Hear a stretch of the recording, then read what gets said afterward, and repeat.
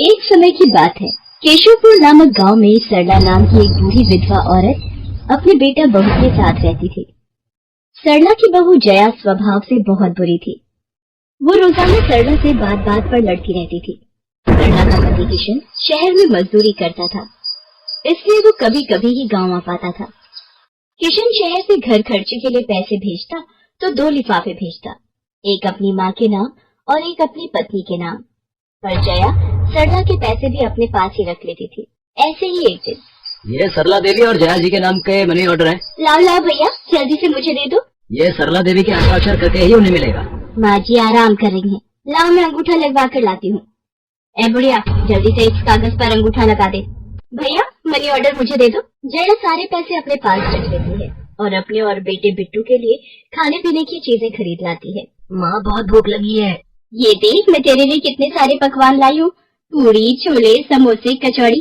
चल हम दोनों मिलकर खाते हैं, मजा आ जाएगा। जया बहू, बहुत भूख लगी है, सुबह से कुछ भी नहीं खाया है। अगर थोड़ा सा कुछ खाने को मिल जाता तो।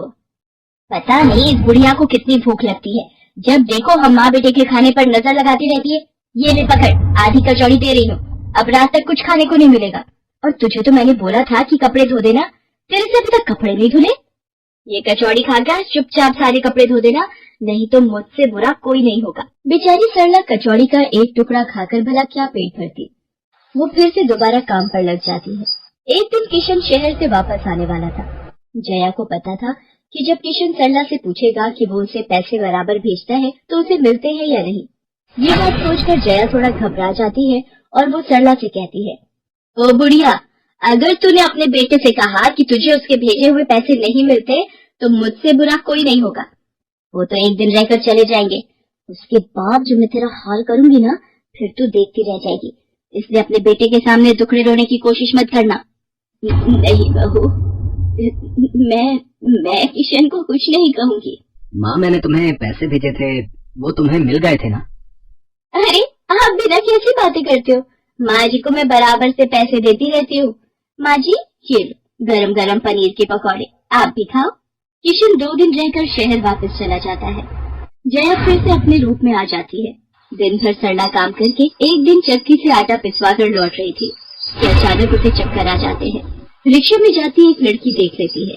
भैया इन्हें उठाने में मेरी मदद करो, बेचारी पता नहीं कौन है। सुमन, ये तेरे साथ कौन है? ये रास्ते में बेहोश हो गई थी, मैं इन्हें घर ले आई, लगता है इन्हें होश आ गया है।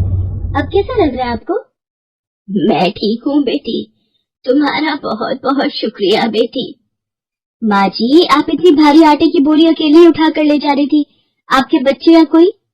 सरला की आंखों में आंसू आ जाते हैं, वो रो पड़ती है।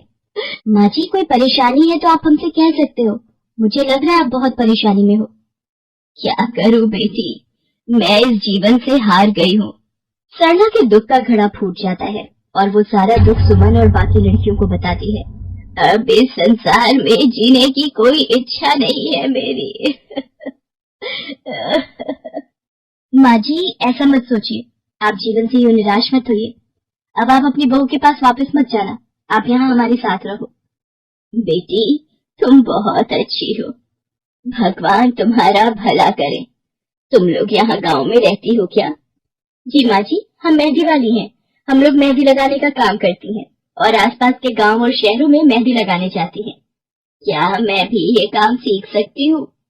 क्यों नहीं, बिल्कुल, और ये तो बहुत अच्छी बात है, हमारे ग्रुप में आप भी जुड़ जाओगे, मैं आपको मेहंदी लगाना सिखाऊंगी। सरला उन लड़कियों के साथ ही रहने लगी और कुछ ही समय में वो बहुत अच्छी मेहंदी लगाना सीख गई। इधर जया सरला के कुछ दिन तक वापस न आने से घबरा जाती है। ये बुढ़िया इतने दिनों से कहाँ गायब है, मुझे तो कोई खोज खबर नहीं है। बिट्टू के बापू ने हम सबको अचानक शहर बुलाया है, वहाँ जाकर अब यही बोलना पड़ेगा कि बुढ़िया की तबीयत खराब थी इसलिए नहीं ला सकी। जया बिट्टू को लेकर किशन के पास शहर पहुँचती है। क्या हुआ जया, माँ तुम्हारे साथ नहीं आई? वो माँ जी की तबीयत कुछ ठीक नहीं थी, इसलिए मैंने उन्हें बोला कि वो गांव में ही रहें, बेकार में सफर करती तो उनकी तबीयत और खराब हो जाती। और तुमने मुझे अचानक क्यों शहर क्यों बुला लिया?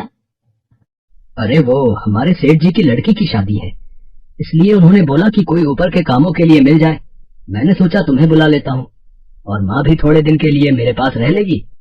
चलो कोई नहीं, मैं तुम्हें मालकिन से मिलवा देता हूँ। देखो किशन, शाम को मेहंदी का समारोह है तो काम अच्छे से निपटाने हैं। जितने भी मेहमान आएंगे उनके स्वागत में कोई कमी ना होने पाए। आप चिंता मत करो मालकिन, सब हो जाएगा। ये मेरी पत्नी है, मैंने इसे गांव से बुला लिया है, ये सब संभाल लेगी। जया मेहंदी समारोह की तैयारियों में काम करवाने लगती है। सब मेहमान आने लगते हैं। रिचा, मेहंदी वाली अभी तक नहीं आई, कितने बजे का टाइम दिया था? मम्मी, मेरी उनसे बात हो गई है, बस कुछ ही देर में आती होंगी। लो वो आ गई। माँ जी, ये यहाँ कैसे? मेहंदी वाली लड़कियों के साथ? हाँ यहाँ।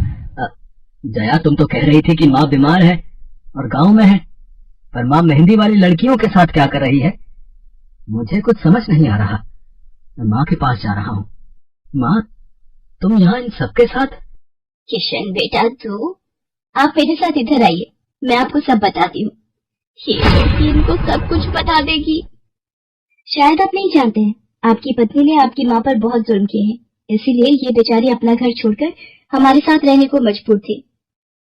सुमन किशन को सारी सच्चाई बताती है। सरला की आंखों में आंसू आ जाते। किशन सबके साथ जब घर आ जाता है।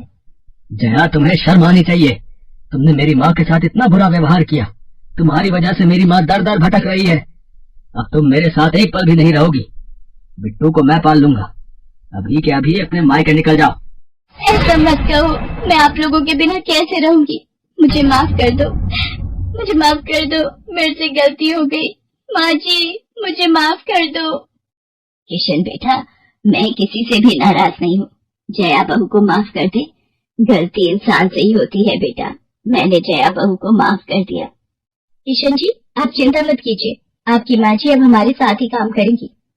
उस दिन के बाद जया ने अपना व्यवहार बदल लिया।